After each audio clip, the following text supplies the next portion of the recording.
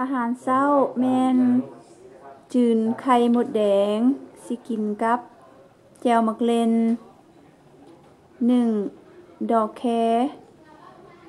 กับข้าวเหนียวนี่ข้าวเหนียวอันนี้แม่นจืนไก่จืนไข่ใส่ไข่มดแดงเนาะหรือว่าทอดไข่ใส่ไข่มดแดงไข่มดแดงนี่ซื้อมาเมื่อวานนี้เขาเจ้าเก็บเมื่อวานนี้สดๆเฮาไปตลาดอะตลาดหยังก่อนตลาดหนองเหนียวบ่หนองเหนียวหนองเหนียวซื้อมา4จาน60,000 กีบได้หลายเติบแล้วอันนี้เอามาใส่จืนไข่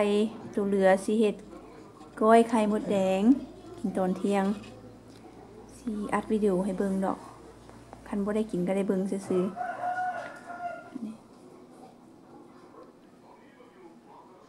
ผู้ใดมักนี่มันคักปะโถแตกป๊อบแป๊บป๊อบแป๊บ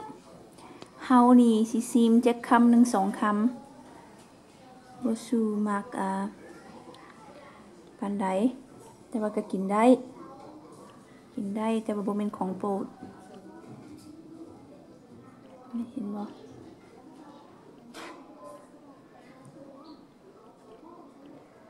ลาแจ่วมักเล่นนี่มันของโปรดกินคู่มื้อก็ได้กินนาลากินกับข้าวแล้วก็ลวกผักกินกับบ่กินกับหยังก็ได้ข้าวเหนียวข้าวเจ้าได้หมดนี่ดอกแคขมๆแต่ว่าก็แซ่บจำใส่กับแจ่วก็ได้เรื่องนี่ข้าวเหนียวใหม่เหนียวดีมาเด้อมาปั้นข้าวเช้านำกัน